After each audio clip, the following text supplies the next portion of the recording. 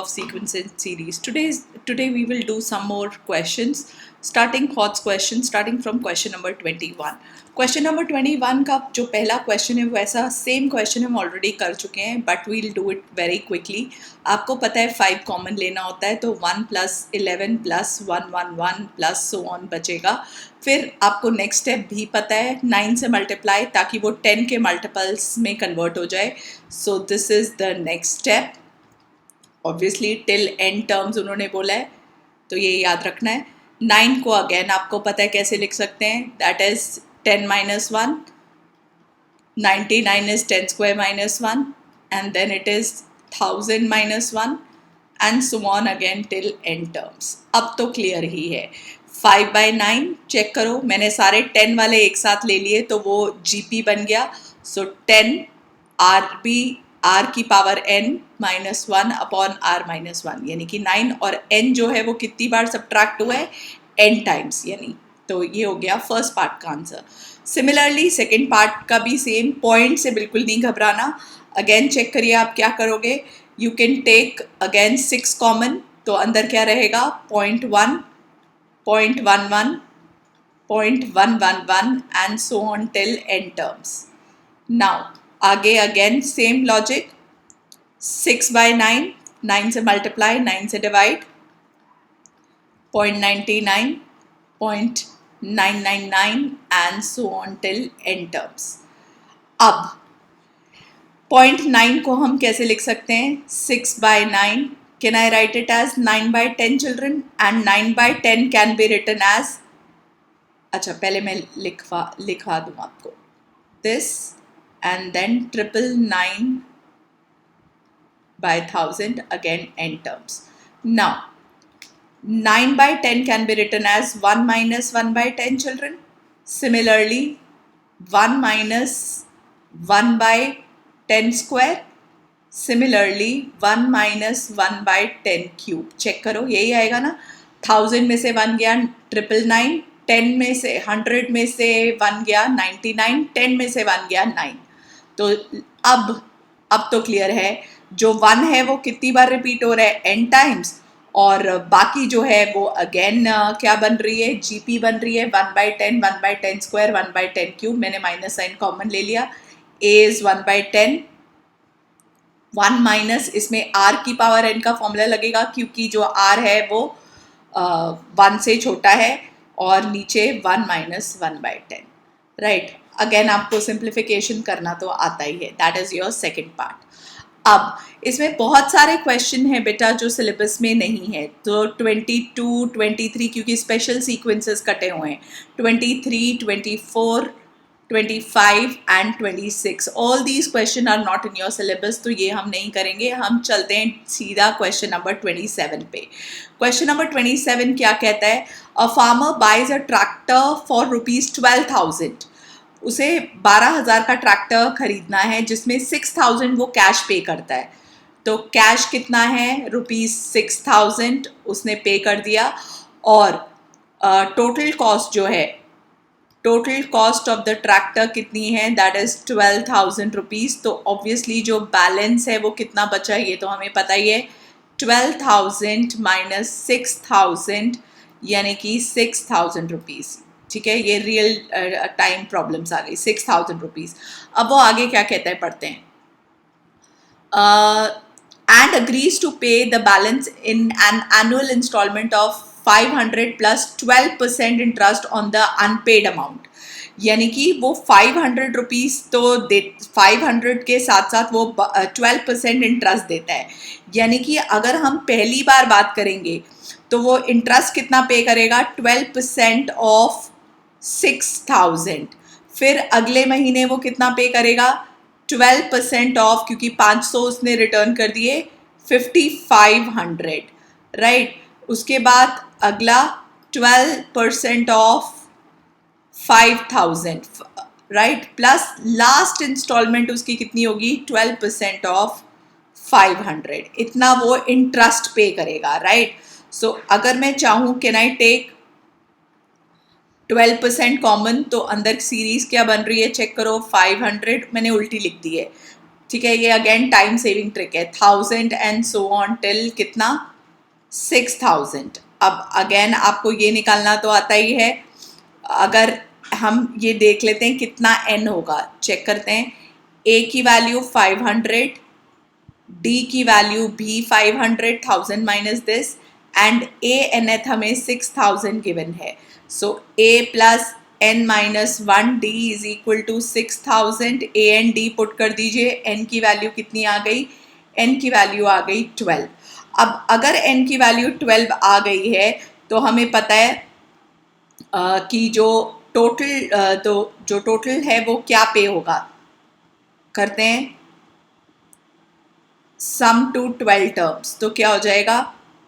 12/2 n/2 2a plus n minus 1 यानी कि 12 minus 1 11 into 500.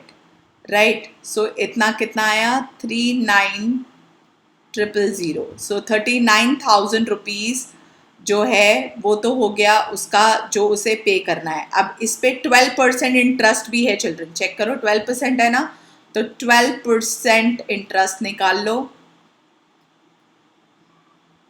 ये और ये कैंसिल आउट हो गया.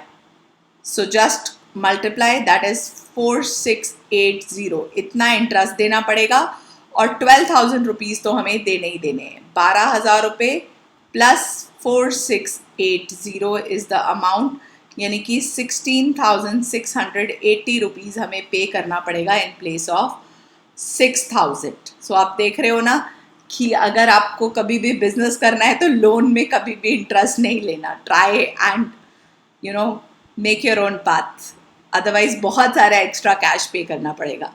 ऑल राइट, अगला चलते हैं क्वेश्चन नंबर 28 पे. चेक करते हैं क्वेश्चन नंबर 28 क्या कहता है. Shamshad Ali buys a scooter for again okay same ही है 22,000 rupees. He pays 4,000 cash and agrees to pay the balance in the annual installment of 1,000 rupees plus 10% tax on the unpaid amount. I think question number 28 आप exactly 27 की तरह कर सकते हो. So I will not do this question. I want you to try this question. और अगर नहीं आएगा please mention in the comment below. I will definitely answer back. Okay. So 28th is your homework. All right.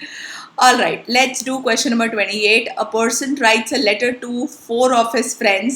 He asks each one of them to copy the letter and mail it to 4 different persons with instruction that they move with the chain similarly. Okay.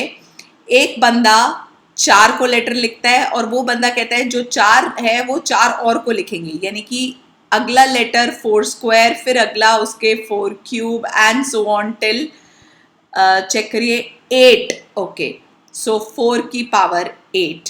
सो आपको GP तो दिख ही रहा है. अब आपको सम to 8 terms of GP निकालना तो आता ही है. S8 आपको निकालना है. A की वैल्यू 4 है, R की वैल्यू 4 स्क्वायर बाय 4 वो भी 4 है.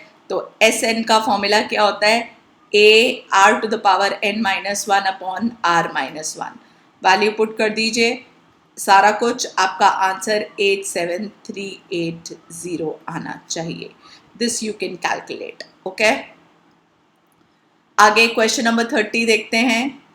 अ man deposited 10,000 in a bank at the rate of 5% annual simple interest and find the amount in 15 years that he deposited.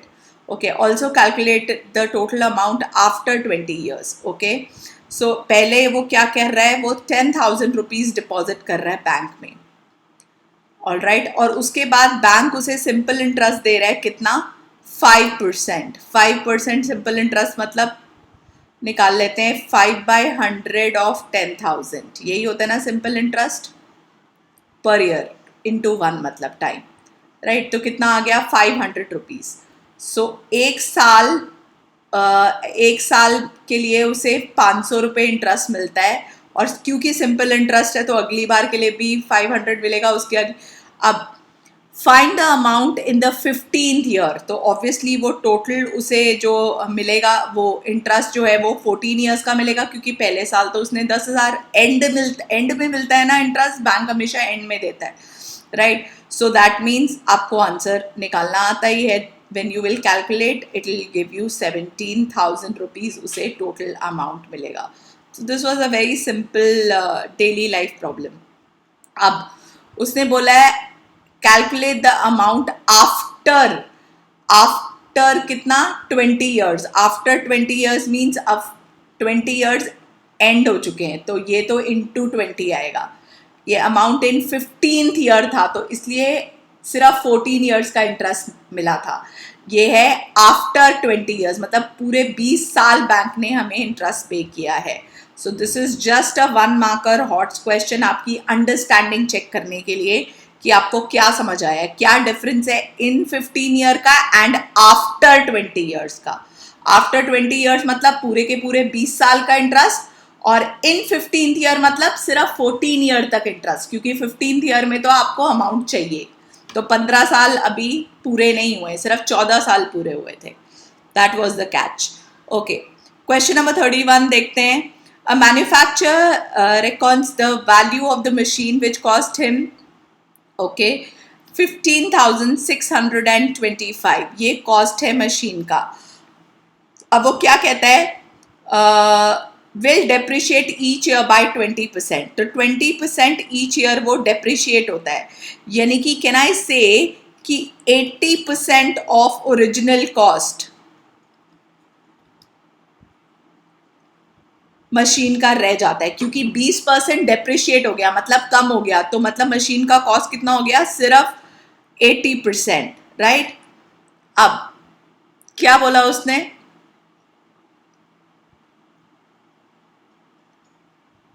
find the estimate value at the end of 5 year। again at the end of 5 year मतलब this is the cost, हर साल वो इतना depreciate होता है। At the end of 5, end of 5 means कितनी बार multiply करोगे, 5 बार, क्योंकि end of 5 बोला है, 5th ईयर नहीं बोला। अगर 5th ईयर बोला होता सिर्फ 4 बार करते, राइट। सो यानी कि इसको आप 5 बार मल्टीप्लाई करोगे, राइट। सो आपके पास आंसर क्या आएगा, सिंप्लीफाई जब आप करोगे 5120, that is going to be your value, right। so the value of the machine at the end of this year will be this, right। again ये सिर्फ 1 मार्कर क्वेश्चंस हैं। अगेन लास्ट क्वेश्चन देखिए, 150 workers were engage to finish a job in certain number of days. अब number of days नहीं पता, let number of days जिसमें worker job finish करते हैं बी एक्स, ओके। सो मतलब टोटल वर्क डन कितना हुआ, this into x, right, the entire work done. अब आगे देखते हैं क्या है। 4 workers dropped out on the second day, 4 more on the or dropped down on the third day and so on। मतलब 4 workers हमेशा वो हुए जा रहे हैं। आगे पढ़ते हैं। It took 8 more days to finish the work। Find the number of days in which the worker complete the work। Okay, अगर 4 वर्कर्स रोज ड्रॉप करते गए, यानी कि पहले दिन 150 वर्कर है, अगले दिन 4 ड्रॉप कर गए, यानी कि कितने वर्कर्स रह गए, सिर्फ 146। उसके बाद फिर 4 ड्रॉप कर गए, यानी कि 142 एंड सो ऑन, राइट। ये ड्रॉप होते जा रहे हैं और हमें कितने डेज एक्स्ट्रा लग रहे हैं, उसने बोला we are taking 8 days more to finish the work। so I think, I hope this is very very clear। यानी कि जो वर्क डन होगा वो सिर्फ x प्लस 8 डेज के लिए ही होगा, टर्म्स के लिए, राइट। सो निकालते हैं कैसे होगा, 150 into x equals to n, n इतना हो गया, n by 2, 2a plus x plus 8 minus n minus 1 d, d कितना है -4, राइट, क्योंकि सिर्फ इतने डेज का है, डेज मतलब सिर्फ इतने टर्म का वर्क डन, राइट।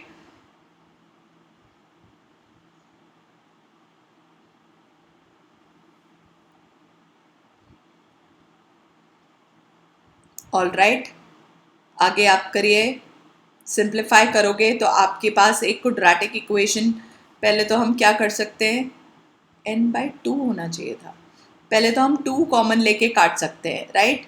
सो ये कितना आ जाएगा, 150x equals to x plus 8, अगर मैंने 2 कॉमन लेके काट दिया तो अंदर क्या बचेगा, 150 plus x plus 7 into -2, right. इसको थोड़ा सा सॉल्व करो,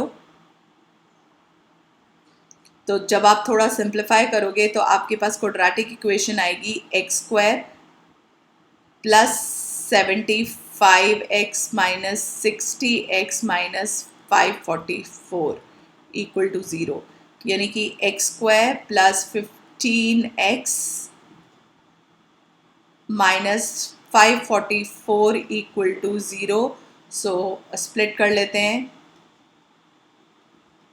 32 एंड 17, और अगर स्प्लिटिंग में प्रॉब्लम हो रही है तो डी मेथड यूज़ कर लीजिएगा quadratic. So x common x plus 32 minus 17 common x plus 32. So there are two factors, x plus 32 into x minus 17. So answer आ गया x is equal to minus 32, जो कि possible ही नहीं है, days can never be negative.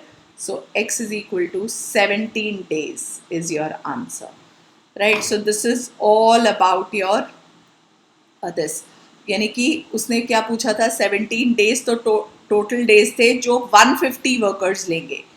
I hope ये याद होगा कि 150 into x Q आया था, यहाँ पे बच्चे सिर्फ यही चीज़ की गलती करते हैं, पहले दिन भी 150 वर्कर्स है, अगले दिन भी 150 वर्कर्स है, उसके अगले दिन भी 150 वर्कर्स हैं, टिल कितने, एक्स डेज तक।